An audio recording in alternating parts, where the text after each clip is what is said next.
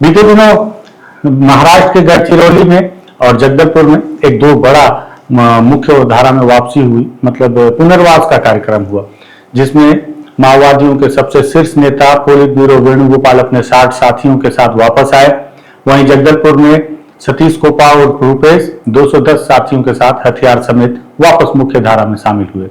आज समाज का हर धड़ा लगभग इनके इस फैसले की जमकर सराहना कर रहा है, लेकिन माओवादियों का एक धड़ा है जो उनकी जमकर आलोचना भी कर रहा है। इसी बीच एक माओवादी जो एक मुठभेड़ में मार गिराने का दावा पुलिस ने किया, उनकी पत्नी ने उन्हें जमकर कोसा है और जमकर नाराजगी जताई है। क्या है पूरा मामला, इस पर बातचीत करते हैं। नमस्कार, मैं विकास तिवारी हूं और आप बस्तर टॉकीज देख रहे हैं।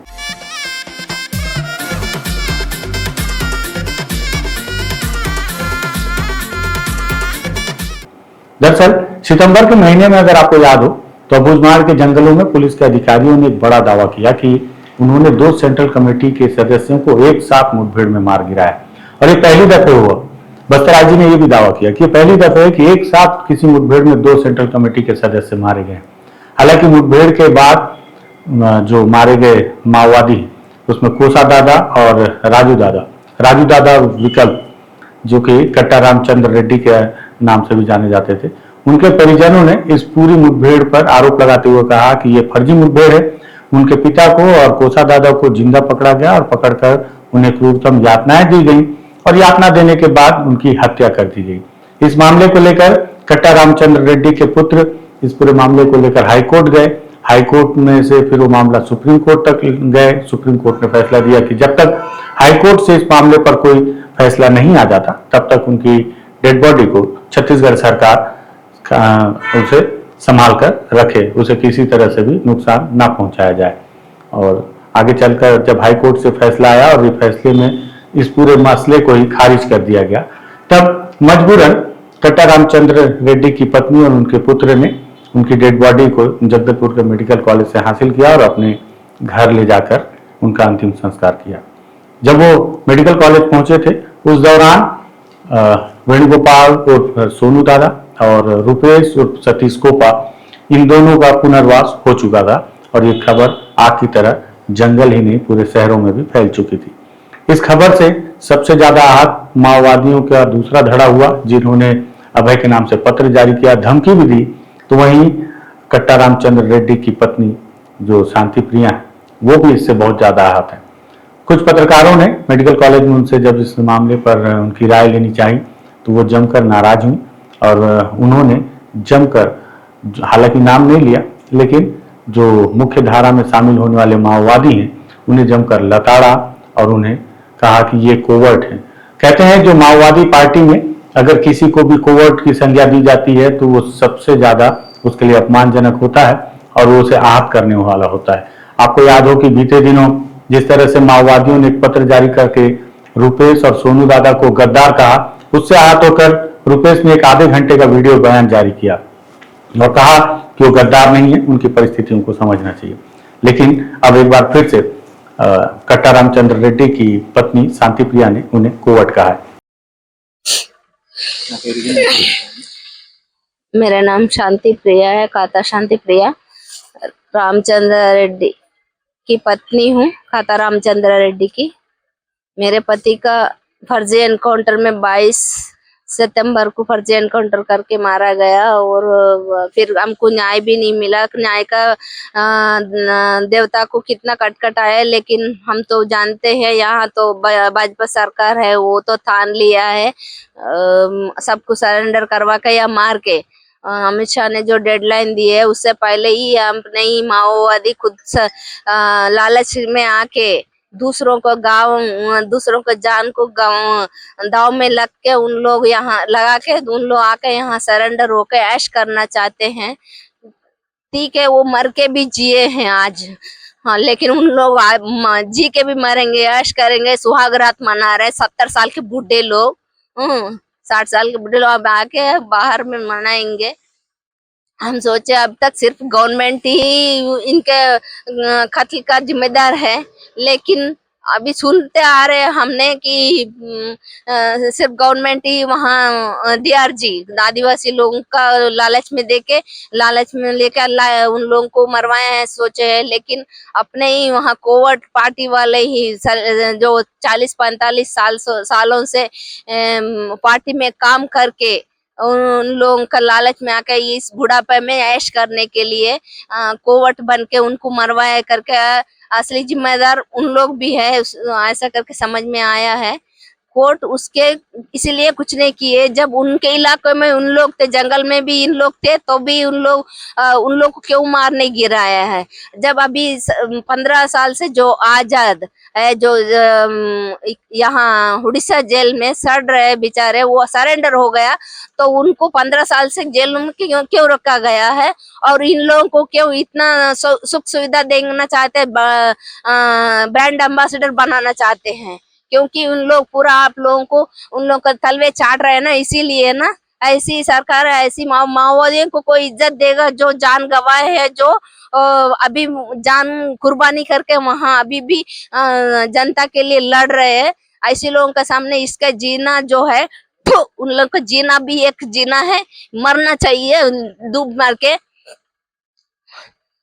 चुल्लू पर पानी में डूब मरना चाहिए ऐसी कमीने लोगों को। हम लोग कोर्ट में ये मांग किए थे कि हमको सही न्याय चाहिए, चाहे वो माओवादी कोर्ट क्यों न बने या चाहे डीआरजी बने या कोई भी बने, तो उनको हमको जो मारे हैं, जो मारने के लिए प्रेरित किए, उनको सजा मिलना चाहिए करके, हमको न्याय चाहिए करके खटखटाए, तो कोर्ट ने दरवाजा बंद कर डाले, सुने नहीं है। उनने एक ही बात पकड़ लिया, कोर्ट को ने एक ही बात पकड़ लिया, कैसे पिटिशनर देखना चाहिए, ऐसा इनके अनुमान है। अब आके देखने बोल दीजिए, जो कुत्ते लोग जो इनको कोर्ट बन के इनको मरवाए हैं, और उनको जो न्याय का देवता बन के बैठे हैं, उनको लाश को देखने बोल दीजिए। उनने जो क्या नाम है, पोस्टमार्टम जब कर रहे थे, उनको देखिए, जब तो एक भी निशान नहीं था गोली का, अब कैसे गोली का इतना बड़ा निशान। किसी हम लोग 6 जन देखने आए थे, क्या 6 जनों को एक को भी आंख अंधे थे, जवान लोग भी थे, हमारे बच्चे लोग थे, तो क्या अंधे थे क्या? आंख नहीं है, आंख दिखाया, यहाँ छाती में जलाया गया है। आप वो पोस्टमार्टम का वीडियो में वायरल करूंगी, तब देखने बोल दीजिए। अगर जनता ये फेक एनकाउंटर है बोलेंगे कि नहीं बोलेंगे, देख लीजिए। इतना फेक करके दरवाजा कट कर सुप्रीम कोर्ट तक भी गए हमने। सुप्रीम कोर्ट का थोड़ा सा वक्त मांग रहे हैं, अभी जानबूझ के यहाँ लेट किया गया है। High court Bilaspur high court जानबूझ के लेट किया गया है। 6 तारीख को उनको डिसीजन देना था, 6 तारीख को नहीं दिए, और 13 तारीख को नहीं दिए, 14 तारीख को देखे, 15 तारीख को डिसीजन अपना बोल लेते हैं। कितने दिन की लाश यहाँ पर? 1 तारीख से, मतलब 22 तारीख हुआ था, तो 22 से लेकर वहाँ 1 तारीख तक नारायणपुर मार्चुरी में थे, लेकिन वहां तो वो फ्रिज सिस्टम अच्छा नहीं था, वहीं सड़ा दिया गया। फिर यहाँ लाके रखे 1 तारीख से 17 तारीख तक। अब तो पूरा देखने के लायक नहीं रहा लाश। अभी उनका खुद का गांव है जहाँ पैदा हुआ है, उनके तीगलकुंटापल्ली में ले जा रहे, कोहेड़ा मंडल है, वहां ले जा रहे। उनका अंतिम संस्कार कल होगा। उन लोग ऐश करने जो सजा दिए हैं, जो मारे हैं, जो मारने की प्रेरित इंफॉर्मेशन दिए हैं, उन लोगों का भला नहीं होगा, उन लोग कभी भी सत्यानाश हो जाएंगे। हमारी यही बद्दुआ है। तो सुना आपने कट्टा रामचंद्र रेड्डी की पत्नी शांति प्रिया ने किस तरह, हालांकि सरकार से तो नाराज हैं ही हैं, और साथ ही साथ उन्होंने कहा कि न्याय के मंदिर में भी उन्होंने गुहार लगाई थी, लेकिन उन्हें न्याय नहीं मिला। और वहीं वो जो हाल में, नाम नहीं लिया उन्होंने, लेकिन हाल में जो लोग हथियार लेकर वापस लौटे हैं, उनको उन्होंने कितना भला बुरा कहा है। अब देखना होगा कि इस मामले में, हालांकि हर कोई इंतजार कर रहा है कि जब से मुख्य धारा में लौटे हैं, तो उसमें रुपेश और सतीश कोपा का एक लंबा चौड़ा बयान आ चुका है, 2 इंटरव्यू आ चुके हैं, एक तो मैंने लिया और एक और निजी चैनल ने लिया, लेकिन अब तक सोनू दादा और वेणुगोपाल का कोई भी बयान सामने नहीं आया।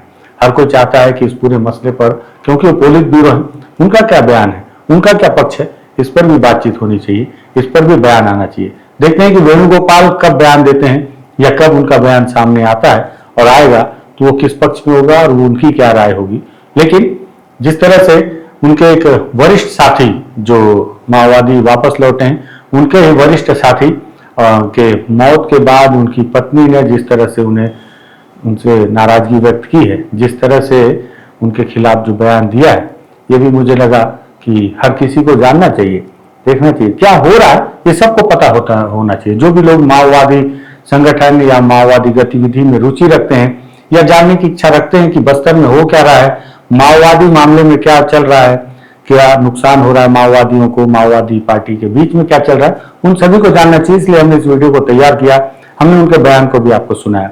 अगर आपको लगे कि और लोगों तक ये बयान जाना चाहिए, हर किसी की राय इस पर आनी चाहिए, क्योंकि समाज क्या सोचता है इन सब मामलों पर, समाज को की जो क्षमता है, सोचने की क्षमता या समाज के देखने के तौर तरीके को समझने के लिए भी कई बार हम हर पक्ष को सामने रखते हैं, क्योंकि हमारा काम हर पक्ष सामने आए, माओवादियों का पक्ष भी, पुलिस का पक्ष भी, ग्रामीणों का पक्ष भी और सरकार का पक्ष भी, नेताओं का पक्ष भी। इसलिए सभी के बयान, सभी के द्वारा किए गए कृत्य को हम सामने रखने की कोशिश करते हैं। अगर आपको लगता है कि ये कृत्य हर किसी तक जाने चाहिए तो इस वीडियो को आप शेयर कर सकते हैं, बस्तर टॉकीज को सब्सक्राइब कर सकते हैं। धन्यवाद।